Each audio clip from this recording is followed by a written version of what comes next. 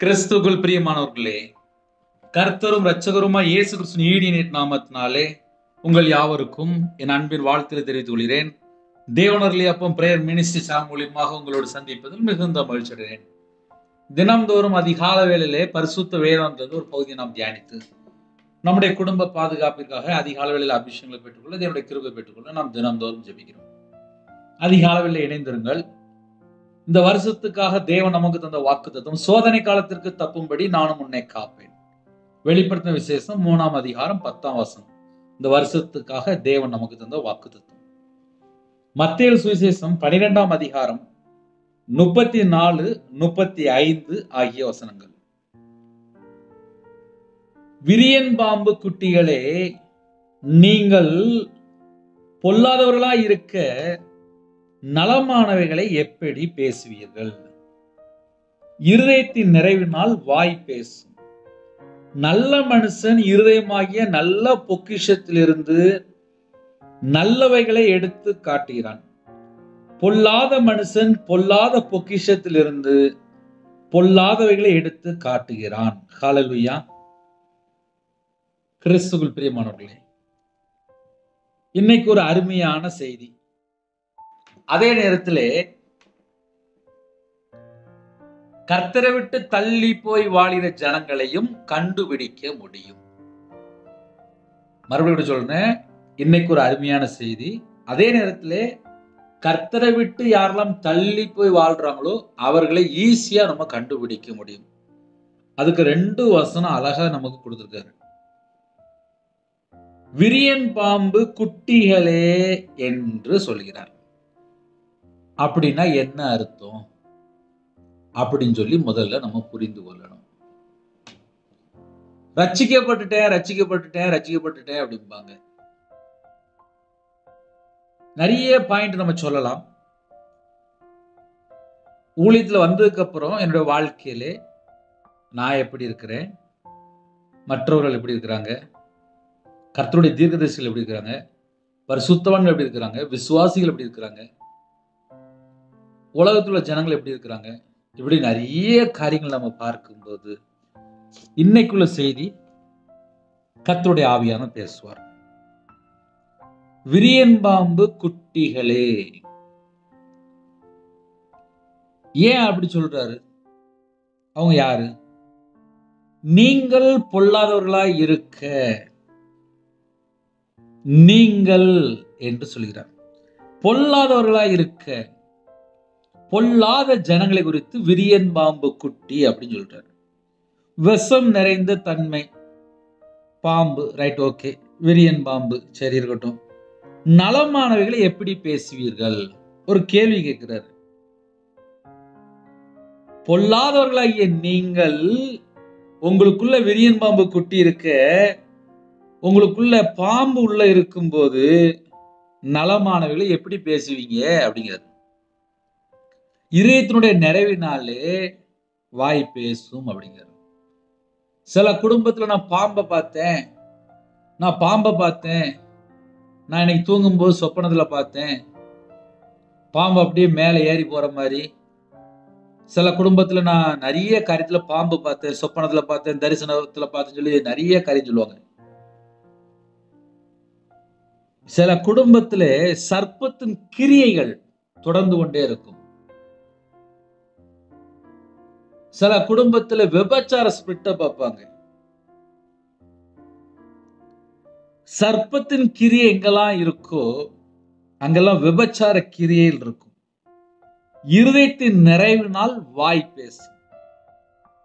ஒரு பொல்லாத மனுஷனுடைய வாழ்க்கையிலே, அவங்க பேசுற வார்த்தையிலே அநேக அசுத்தமான காரியங்கள், விபச்சார காரியங்கள், தந்திரமான காரியங்கள், வஞ்சிக்கிற காரியங்கள் அவங்க பேசும்போது நம்ம கண்டுபிடிக்கலாம்.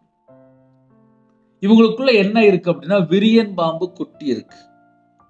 ஒரு மனுஷனுடைய வாழ்க்கையில விரியன் பாம்பு குட்டி வந்தா எப்படி இருக்கும், எப்படி கண்டுபிடிக்கலாம் அப்படின்னா, தீட்டுப்படுத்துற காரியங்கள், அசுத்தமான காரியங்கள், பொல்லாத காரியங்கள், பொய்யான காரியங்கள் பேசிட்டே இருப்பாங்க. ஏன் அப்படி பேசுறாங்க அப்படின்னு சொல்லி பார்க்கும்போது அவங்க இருதயத்துக்குள்ள அதுதான் இருக்கு. அவங்களுக்கு என்ன பெயர் சொல்லி கூப்பிடுறாரு அப்படின்னா, விரியன் பாம்பு குட்டிகளே என்று அழைக்கிறார். சில குடும்பத்திலே காலையில இணைந்திருக்கிறீங்க. சில குடும்பத்திலே என்ன பண்ணுவாங்க அப்படின்னா, வாயில நல்லதே பேச மாட்டாங்க. அவா, அவா, அவன், அவா அப்படின்னு சொல்லி வேற யாரையாவது தப்பு தப்பா பேசிட்டே இருப்பாங்க.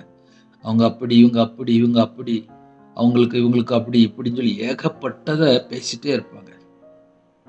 எங்கெல்லாம் அசுத்தம் பேசுறாங்களோ, அருவருப்பு பேசுறாங்களோ, அசுத்தத்தை பத்தி பேசிட்டு இருக்கிறாங்களோ, விபச்சாரத்தை பத்தி பேசிட்டு இருக்கிறாங்களோ, துன்மார்க்கமான காரியத்தை பத்தி பேசிட்டு இருக்கிறாங்களோ, பொல்லாதவர்கள், நீங்கள் பொல்லாதவர்களா இருக்க, அந்த வேட ஆழமா பிடிக்கணும். அப்பதான் வசனத்தினுடைய ஆழத்துக்குள்ள நம்ம போக முடியும். ஒரு ஆளை கண்டுபிடிக்கணும் அப்படின்னா, நீங்கள் பொல்லாதவர்களா இருக்க, நீங்கள் பொல்லாதவர்களா இருக்க, நலமானவைகளை எப்படி பேசுவீங்க அப்படின்னு சொல்லி ஒரு வார்த்தை சொல்றாரு.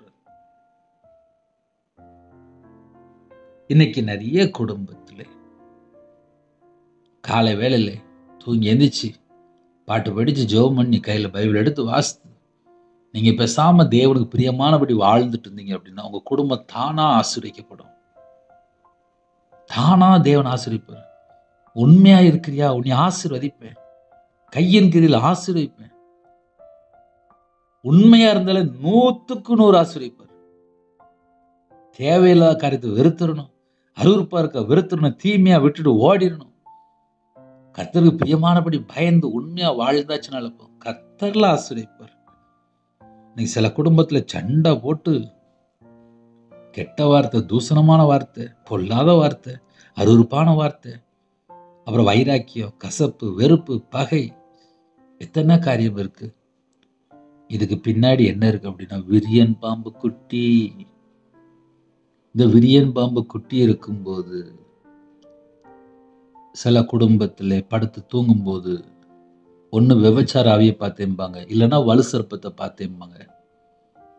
அவங்களுடைய வாழ்க்கையிலே சில நேரத்திலே இதயத்திலே மன்னிக்க முடியாத சில பொல்லாத நிறைய காரியங்கள். ஏன்னா பொல்லாதவர்களை நீங்கள் நலமானவைகளை எப்படி பேசுவீங்க அப்படிங்கிற ஒரு மனுஷன் ரட்சிக்கப்பட்டு நீதிமான் ஆக்கப்பட்டு பரிசுத்தமா வாழ்ந்து தேவனுக்கு பிரியமானபடி வாழ்ந்தால் அவங்க பேசுற வார்த்தையில வசனம் அப்படியே இதயத்துக்குள்ள வெளியில வந்துகிட்டே இருக்கும். என் வாழ்க்கையிலே ரட்சிக்கப்பட்டதுக்கு அப்புறம் கையில பைபிள் எடுத்து வாசிக்க ஆரம்பிச்சதுக்கு அப்புறம் வசனத்தை மனப்பாடமா படிச்சுட்டு இருப்பேன். நான் சொல்ல இப்ப இல்லை, 2016, 2017, 2018 சொல்லிட்டு இருக்கேன். சிஎஸ்சி சர்ச்சில் வேலை பார்த்துட்டு இருந்தேன். காலையில் போய் சர்ச்சில் உட்காந்தும் போது வசனம் வாசிப்பேன். அப்புறம் வீடு வீடாக போகும்போது அங்கே இருக்கிற ஜனங்கள்கிட்ட பேசுவேன். இப்படி ஒரு வசனம் வாசித்தேன், அந்த வசனம் இதான் அர்த்தம் அப்படின்னு சொல்லிட்டு பேசிட்டு இருப்பேன். என் இருதயத்துக்குள்ள நான் என்ன வசனம் வாசித்தனோ அது அப்படியே வெளியில வரும். அந்த வசனத்தை பேசும்போது அதில் ஆச்சரியமான கருத்து நானே பார்ப்பேன். நம்ம சர்ச்சில் உட்காந்து பைபிள் வாசிக்கும் இப்படி தானே வாசித்தோம், பேசும்போது அதில் இவ்வளோ அர்த்தம் இருக்கா அப்படின்னு சொல்லி நானே பார்த்துட்டு இருப்பேன். நீங்கள் கிறிஸ்துவுக்குள் அடக்கம் பண்ணப்பட்டீர்கள், உங்கள் ஜீவன் கிறிஸ்துவுக்குள் தேவனுக்குள் மறைந்திருக்கு. நான் பாவத்துக்கு செத்து நீதிக்கு பிழைத்திருக்கேன். என் ஜீவன் கிறிஸ்துவுக்குள் தேவனுக்குள் மறைந்திருக்கு. ஸ்பிரிச்சுவல்ல அவ்வளவு கிஃப்ட் வச்சிருக்காரு. இப்படி ஒவ்வொரு வசனமா எடுத்து தியானித்து கொண்டிருப்பேன். எனக்கு பைபிள்லே பிடிச்ச நிருபம் எது தெரியுமா? ரோமர் எனக்கு ரொம்ப பிடிக்கும். ஒவ்வொரு வசனமா ஆழமா தியானிப்பேன். இதை ஏன் உங்களுக்கு காலில் சொல்லித்தரேன் அப்படின்னா, ஒரு மனுஷன் வேதத்தை நேசிக்க நேசிக்க நேசிக்க நேசிக்க அவனோட வாழ்க்கை மாறிடும். கர்த்தருடைய வார்த்தையை விட்டு விலக விலக விலக ஆசீர்வாதம்லாம் அப்படியே தள்ளி போயிடும். என் வாழ்க்கையிலே கர்த்தருக்கு பிரியமானபடி எப்படிலாம் வாழணும்னு சொல்லி யோசிக்கும் போது எதிலெல்லாம் மனம் திரும்பணும், எதெல்லாம் தவறு, எதெல்லாம் குற்றம், எதெல்லாம் அக்கிரமம், எதெல்லாம் அசுத்தம், எதெல்லாம் துன்மார்க்கம், எதெல்லாம் துரோகம், எதெல்லாம் தீட்டு, எதெல்லாம் தேவன் வெறுக்கிறார், ஒவ்வொரு பாயிண்டா எடுத்து வாசிக்க ஆரம்பிச்சு விரியன் பாம்பு குட்டின்னு சொல்றாரு. அது யாரு அப்படின்னு சொல்லி நான் சர்ச்சில் வேலை பார்க்கும்போது பக்கத்தில் உள்ள கிளை சபையில் போய் ஃபர்ஸ்ட் மெசேஜ் கொடுத்துருக்கேன். என்னுடைய முதல் பிரசங்கம் என்ன தெரியுமா? விரியன் பாம்பு குட்டிகளே. இதுதான் என்னுடைய முதல் பிரசங்கம். நான் சொல்றது இப்போ இல்லை, சர்ச்சில் வேலை பார்க்கும்போது ஃபர்ஸ்ட் மெசேஜ் விரியன் பாம்பு குட்டிகளே. இன்று கர்த்தருடைய பிள்ளைகள் இணைந்திருக்கிறீங்க. ஆவிக்குரிய வாழ்க்கையில வளர்ச்சி அப்படின்னா நிறைய குடும்பத்தில் ஏன் வளர்ச்சி இல்லை அப்படின்னு சொல்லி பார்க்கும்போது கையில் பைபிள் எடுத்து வாசிக்கிறதே கிடையாது. ரோமர் 3ஆம் அதிகாரம் 13ஆம் வசனத்திலே பின்பாகத்தில் எழுதப்பட்டிருக்கு. அவர்கள் தொண்டை திறக்கப்பட்ட பிரேத குழி, தங்கள் நாவுகளால் வஞ்சனை செய்கிறார்கள், அவர்களுடைய உதடுகளின் கீழ் பாம்பின் விஷம் இருக்கிறது. தங்கள் நாவுகளால் வஞ்சனை செய்கிறார்கள். நாவுகளால் வஞ்சனை, தந்திரமான வார்த்தை, வஞ்சனை செய்கிறார்கள், அவருடைய உதடுகளின் கீழ் பாம்பின் விஷம் இருக்கு. இந்த விஷம் எங்க இருக்கு அப்படின்னா உதடுகளின் கீழ் பாம்பின் விஷம் இருக்கு. இன்னைக்கு நிறைய குடும்பத்துல ஏன் டைவர்ஸ் ஆகுது? மத்தேயுல நம்ம வாசிக்கிறோம், மார்க்ல வாசிக்கிறோம். டைவர்ஸ்ங்க ஒரு வார்த்தை தேவன் வெறுக்கிறார். ஆனால் கடைசி காலத்துல தேசத்துக்குள்ளே நிறைய டைவர்ஸ் நடக்கு. ஏதோ ஒரு காரியத்துல எரிச்சலோ கோபமோ வீட்டுக்குள்ளே சண்டையோ ஏதோ ஒரு நடந்திருக்கும். இயேசு கிறிஸ்து நம்ம பாவத்தை மன்னிக்கிறார். நம்ம பாவத்தை மன்னிக்கிறதுனாலதான் இன்னைக்கு உயிரோட இருக்கிறோம். ஒரு பாவி மனம் திரும்பினால் பரலோகத்தில் மிகுந்த சந்தோஷம். ஆனால் ஒரு குடும்பத்துல கல்யாணம் முடிஞ்சு 3 மாசத்துல டைவர்ஸ்க்கு அப்ளை பண்ணிட்டாங்க. கிலோ கணக்குல நகை வாங்குறாங்க, லட்ச லட்சமா பணம் வாங்குறாங்க. ஆனாலும் 3 மாசம்தான். என்ன ஆச்சு அப்படின்னு சொல்லி கொஞ்சம் ஆழமா போய் பார்க்கும்போது ஏதோ ஒரு வார்த்தையில தகராறு, ஏதோ ஒரு வார்த்தையில சண்டை, ஏதோ ஒரு சந்தேகம், ஏதோ ஒரு காரியத்துல குழப்பம். அது வந்த உடனே பிரிஞ்சு போயிருந்தாங்க. ஒரு குடும்பமே பிரிஞ்சு போயிட்டு, சின்ன வயசு தான், நல்ல அழகா கல்யாணம் முடிச்சாங்க, சகல செழிப்போட முடிச்சாங்க. ஆனா ஒரு சில மாசத்துக்குள்ளே பிரிஞ்சு போயிட்டாங்க. காரணம் என்ன சொல்லி பார்க்கும்போது தங்கள் நாவுகளால் வஞ்சனை செய்கிறார்கள். நாவுகளால் ஏமாத்துறாங்க. அவருடைய உதடுகளின் கீழ் பாம்பின் விஷம் இருக்கிறது. உண்மை உள்ள மனுஷன் பரிபூர்ணமான ஆசீர்வாதத்தை பெறுவான். இன்னைக்கு ஒரு குடும்பத்துல உண்மை இல்லை, அது லாஸ்ட் பார்த்தா ஒரு ஸ்டேஜ்ல பார்த்தா பிரிஞ்சே போயிருந்தாங்க. ஏன் சில குடும்பத்துல அடிக்கடி சண்டை வருது? உண்மை இருக்காது. மனைவிட்ட போய் பேசுவாங்க, புருஷன்ட்ட போய் பேசுவாங்க, மாமியார்ட்ட போய் பேசுவாங்க, வீட்டுல 4 பேர் இருப்பாங்க, 4 பேருமே 4 போய் பேசுவாங்க. வஞ்சனை, நாவுகளால் வஞ்சனை செய்கிறார்கள். ஒரு குடும்பத்திலே தங்கள் நாவுகளால் வஞ்சனை செய்யும் போது அவருடைய உதடுகளின் கீழ் பாம்பின் விஷம் இருக்கும் போது அவங்க எப்படி நல்லதை பேசுவாங்க அப்படின்னு சொல்லி அழகா இயேசு கிறிஸ்து சொல்கிறார். எப்படி சொல்றாருன்னா, நீங்கள் பொல்லாதவர்களா இருக்க நலமானவர்களை எப்படி பேசுவீங்க அப்படிங்கிறது. எனக்கு எந்த குடும்பத்தை எடுத்தாலும் சரி, பக்கத்து வீட்டுல அவங்க சரியில்லை, நான் வேலைக்கு போன இடத்துல அவங்க சரியில்லை, இவங்க சரியில்லை, அவங்க சரியில்லை, அவங்க சரியில்லை, ஏதோ ஒரு இடத்துல மிஸ்டேக் இருக்கும். நம்ம மற்றவங்களை சொல்லும் போது நம்ம வாயில தேவையில்லாம 10 வார்த்தை பேரு. அதனால ஆவிக்குரிய பிள்ளைகள் பரலோகத்துக்கு போகணும்னு சொல்லி முடிவு பண்ணியாச்சு அப்படின்னா வீண் வார்த்தையை ஃபுல்லா நிப்பாட்டணும். உன் வார்த்தைகளினால நீதிமான் அல்லது உன் வார்த்தைகளினால குற்றவாளி என்று தீர்க்கப்படுவாய். அடுத்த 2 வருஷம் கீழே எழுதப்பட்டிருக்கு. ஏன் அதை காலையிலே சொல்லித்தர வேண்டியது அப்படின்னா, நீங்கள் பொல்லாதவர்களை இருக்க நலமானவர்களை எப்படி பேசுவீங்க? ஒரு வீட்டுல நலமானவர்களை பேசுறாங்க அப்படின்னா அந்த வீட்டுல இயேசு இருப்பாரு. பொல்லாத கருத்தை எடுத்து வீட்டுக்குள்ள பேசிட்டே இருந்தாங்கன்னா அந்த வீட்டுக்குள்ள இயேசு எப்படி இருப்பாரு? நம்ம அந்த வழிக்கு வருவோமே. ஒரு வீட்டுல எப்ப பார்த்தாலும் 24 மணி நேரம் தேவையில்லாம வீணான கருத்தை பேசிட்டே இருக்காங்க. அந்த வீட்டுக்குள்ள சமாதானமும் இருக்காது, சந்தோஷமும் இருக்காது. வீட்டுல குழப்பம் இருக்கும், பிரச்சனை இருக்கும், போராட்டம் இருக்கும். என்ன அப்படின்னு சொல்லி கொஞ்சம் ஆழமா போய் பார்க்கும்போது யாரையாவது தப்பா பேசிட்டு இருப்பாங்க. அதுல இந்த கடைசி காலத்துல என்ன பண்றாங்க, எப்படி மிஸ்டேக் வருதுன்னு பார்க்கும்போது, இந்த விரியன் பாம்பு குட்டிகளே அப்படிங்கிறாருல்ல, பரிசுத்தவான்களை தப்பா பேசிட்டு இருப்பாங்க, கர்த்தருடைய ஊழியக்காரங்களை தப்பா பேசிட்டு இருப்பாங்க. ஒரு மனுஷனுக்குள்ள விரியன் பாம்பு குட்டி கிடக்கும்போது அவங்க எப்படி நல்லது பேசுவாங்க? நம்ம அந்த அந்த மெத்தட்ல யோசிச்சு பார்ப்போமே. நீங்கள் பொல்லாதவர்களா இருக்க நலமானவர்களை எப்படிப்பா நீங்க பேசுவீங்க அப்படிங்கிறார். அப்படியே கேட்கிறார். உன் இதயத்துக்குள்ள ஒரு பொல்லாத பிசாசு கிடக்கு, விரியன் பாம்பு குட்டி கிடக்கு, நீங்க எப்படி நல்லதை பேசுவீங்க அப்படிங்க. இதயத்தினுடைய நிறைவினால் வாய் பேசும்.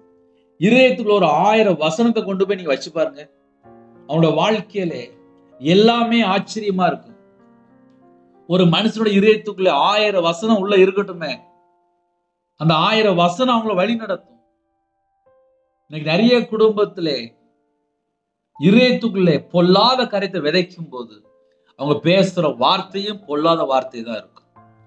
ரட்சிக்கப்பட்ட பின்பாக சும்மா இருக்கும்போது ஒரு வசனத்தை மனப்பாடமா படிங்க. வசனத்தை மனப்பாடமா படிக்கும்போது அந்த வசனம் நம்ம இதயத்துக்குள்ள எழுதப்படும். என் வாழ்க்கையில நான் ரட்சிக்கப்பட்ட புதுசுல கையில பைபிள் எடுத்து 7 மணி நேரம் 8 மணி நேரம் வாசிக்க ஆரம்பிச்சேன். சில குடும்பத்துல நான் 5 நிமிஷம் வாசிப்பாங்க, 10 நிமிஷம் வாசிப்பாங்க. என் வாழ்க்கையில நான் 7 மணி நேரம் 8 மணி நேரம் வாசிச்சுதான். பைபிள் ரகசியம்னு என்ன, ஆவிக்குரிய வாழ்க்கையில எப்படி வளரணும், விரியன் பாம்பு குட்டினா அர்த்தம் என்ன, விரியன் பாம்பு குட்டி அப்படின்னா என்ன அர்த்தம் அப்படின்னா, பிசாசுனுடைய மேனுஃபேக்சர். அங்க இயேசு இல்ல, பொல்லாதவர்கள் அப்படின்னு அழகா ஒரு நபரை கரெக்டா துல்லியமா சொல்றாரு. ஏன் அப்படி சொல்றாரு? அவங்க இதயத்துக்குள்ள ஃபுல்லா அசுத்தமும் அருவருப்பும் தீட்டும் பொல்லாத காரியமும் நிரம்பி இருக்கு. பொல்லாதவர்களா இருக்கிய நீங்கள் நலமானவர்களை எப்படி பேசுவீங்க? இதயத்தினுடைய நிறைவினால் வாய் பேசுன்னு சொல்லி அழகா சொல்லி தர்றாரு. உன் இதயத்துல என்ன இருக்கோ அதனாலதான் உன் வாயில அது வருது அப்படிங்கிற. அப்ப ஆவிக்குரிய பிள்ளைகளு நல்லது எது கெட்டது எது அது நம்ம தெரிந்திருக்கணும். ஆனா நம்ம வாழ்க்கையில தீமை எங்கெல்லாம் தொடருதோ அங்கெல்லாம் சர்ப்பத்துடைய கிரியை இருக்கு, தந்திரமான ஆவி இருக்கு. ஒரு மனுஷோட வாழ்க்கையில இயேசு கிறிஸ்து கூட இருக்கும்போது, பரிசுத்த ஆவியானவர் கூட இருக்கும்போது, தேவனுடைய வார்த்தை நம்ம இதயத்துக்குள்ள இருக்கும்போது அவளோட நடையில ஒன்னும் பிசகாது. ஏன்னா கர்த்தர் கூட இருப்பார். தாங்குனா அவர்ல தாங்கிட்டு இருப்பார், கீழே விழும்பு அவர்ல தாங்கிட்டு இருக்காரு. அதனால கால வேளையிலே நம்ம எப்படி யோசித்து பார்க்கணும் அப்படின்னா, நல்ல மனுஷன் இருதயமாகிய நல்ல பொக்கிஷத்திலிருந்து நல்லவைகளை எடுத்து காட்டுகிறான். அவன் நல்ல மனுஷன்பா, அவன் நல்லது மட்டும்தான்ப்பா பேசுவான் அப்படிம்பாங்க. அதே கெட்ட மனுஷன்ட்ட போய் நீங்க பேசி பாருங்க தெரியும், அவன் கெட்டது மட்டும்தான் பேசுவான். அப்ப நல்ல மனுஷனுக்கும் கெட்ட மனுஷனுக்கும் உள்ள வித்தியாசத்தை நம்மளே கண்டுபிடிச்சிடலாம். சிம்பிளா சொல்லி கொடுக்காரு. கெட்ட மனுஷனா இருக்கானா, அவன் பொல்லாதவனா இருக்கானா, அவனுக்குள்ள விரியன் பாம்பு குட்டி இருக்கு, அவனுக்குள்ள சர்ப்பம் இருக்கு, அவனுக்குள்ள அந்தி கிறிஸ்தாவி இருக்கு, அவனுக்குள்ள பழைய பாம்பாய வலு சர்ப்பம் இருக்கு, அவன் கள்ள தீர்க்கதரிசி அப்படிங்கிறது. அப்ப கடைசி காலத்துல கர்த்தருடைய பிள்ளைகள் கையில பைபிள் எடுத்து வாசித்தா மட்டும்தான் யாரு நல்லவங்க யாரு கெட்டவங்க சொல்லி கண்டுபிடிக்க முடியும். நல்ல மனுஷன் இருதயமாகிய நல்ல பொக்கிஷத்திலிருந்து நல்லவைகளை எடுத்து காட்டுகிறான். இந்த பொல்லாத மனுஷனை எப்படிப்பா கண்டுபிடிக்கலாம் அப்படின்னா, பொல்லாத மனுஷன் பொல்லாத பொக்கிஷத்திலிருந்து பொல்லாதவைகளை எடுத்து காட்டுகிறான். அழகா போட்டிருக்கு, பொல்லாத பொல்லாத பொல்லாத அப்படின்னு என்ன அர்த்தம்? பொல்லாத மனுஷன், பொல்லாத பொக்கிஷம், பொல்லாதவைகளை எடுத்து காட்டுகிறான். 3 தடவை பொல்லாத பொல்லாத பொல்லாத. அவன் கெட்டவன்பா, அவன் கெட்டது மட்டும்தான் பேசுவான். ஏன்னா அவன் இதயத்துக்குள்ள கெட்டதான் உள்ள இருக்கு, அது மட்டும்தான் வெளியில வரும் அப்படிங்க. அப்ப ஆவிக்குரிய பிள்ளைகள் யாரு, பிசாசுடைய பிள்ளைகள் யாருன்னு சொல்லி நம்ம அழகா கண்டுபிடிச்சிடலாம். நம்ம யார்கிட்டயோ பழகுறோம், யார்கிட்டயோ பழகும் போது அவங்க எதை பேசுறாங்க நம்ம கொஞ்சம் கவனிச்சு பார்க்கணும். பொல்லாத மனுஷன் பொல்லாத பொக்கிஷம், பொல்லாத பொக்கிஷம் என்ன அர்த்தம்? பொல்லாத இருதயம் சொல்லி அர்த்தம். பொல்லாத இதயத்துல என்ன இருக்கும்? பொல்லாத காரியம் தான் இருக்கும், அதைத்தான் அவன் எடுத்து காட்டுறான். அப்ப ஆவிக்குரிய வாழ்க்கையில ஒரு மனுஷன் வளர்ச்சி வேணுமா, விடுதலை வேணுமா, ஆசீர்வாதம் வேணுமா, சந்தோஷம் வேணுமா, எல்லாம் உண்டு. ஆனா பொல்லாத காரியம் இருந்துச்சு அப்படின்னா ஒரு நாள் வளர்ச்சியே இருக்காது. காலவேளையில யாரெல்லாம் இந்த செய்தி நீங்க கேட்குறீங்களோ, கெட்டவன் நல்லவன், நல்லவனா இருந்தா அவன் இதயத்துக்குள்ள வசனம் இருக்கும். கெட்டவன் இதயத்துக்குள்ள விரியன் பாம்பு குட்டி தான் இருக்கும். அவன் பொல்லாதவன் சொல்லி போட்டாரு. பொல்லாத பொக்கிஷன் சொல்லி போட்டாரு. அவன் எப்படி நலமானவன் பேசுவான், அவன் கெட்டதுதான் பேசுவான். அவன் இதயத்துல அதுதான் இருக்கு அப்படிங்கிறது. அதனால காலவேளையிலே இன்னைக்குள்ள செய்தி என்ன அப்படின்னு சொல்லி பார்க்கும்போது, நல்லவன் கெட்டவன், நல்ல மனுஷன் கெட்ட மனுஷன், பொல்லாத மனுஷன் நல்ல மனுஷன். பொல்லாத மனுஷனுக்கு ஒரு பெயர் சொல்றாரு, விரியன் பாம்பு குட்டி. விரியன் பாம்பு குட்டி அப்படின்னா அங்க சர்ப்பம் உள்ள கிடக்கு, அங்க பாவம் உள்ள கிடக்கு. சில நேரத்துல ஜெபிக்கும் போது கீழே விழுந்து அப்படியே நெளிவாங்க. சர்ப்பம் நெளிஞ்ச மாதிரி அப்படியே நெளிவாங்க. என்ன அர்த்தம்? சர்ப்பத்தினால கட்டப்பட்ட நிலைமை. காலம் கடைசியா இருக்கு. அநேக ஜனங்கள் வஞ்சிக்கிற ஆவிக்குள்ள போய் சிக்கி கொள்றாங்க. வாயை திறந்தாலே ஏமாத்துறது, தந்திரமா பேசுறது, இதெல்லாம் சர்ப்பத்துடைய கிரியை தான். அழகா சொல்லிட்டாரு, தங்கள் நாவுகளால் வஞ்சனை செய்கிறார். அவருடைய உதடுகளின் கீழ் பாம்பின் விஷம். பாம்பின் விஷம்னா உள்ள பாம்பு கிடக்குன்னு அர்த்தம். இந்த பாம்பு எங்கெல்லாம் கிடக்கோ அங்க தந்திரமா பேசுவாங்க, தந்திரமா காய் நவுட்டுவாங்க, தந்திரமா அடுத்த குடும்பத்தை கெடுப்பாங்க. லாஸ்ட் எதுக்கு கெடுத்தாங்கன்னு சொல்லி பார்க்கும்போது, பணம் இல்ல பொருள் இல்ல நகை இல்ல சொத்து இல்ல ஒரு வேலைக்காக ஏதோ ஒரு காரியத்துக்கு யார்கிட்டயோ பழகிட்டு இருப்பாங்க. அதெல்லாம் வேஷம் போடுறவங்க. விரியன் பாம்பு குட்டிகளே, நீங்கள் பொல்லாதவர்களா இருக்க நலமானவைகளை எப்படி பேசுவீர்கள்? இப்ப இந்த வசனம் பேசும்போது நல்லவங்களும் கேட்பாங்க, கெட்டவங்களும் கேட்பாங்க.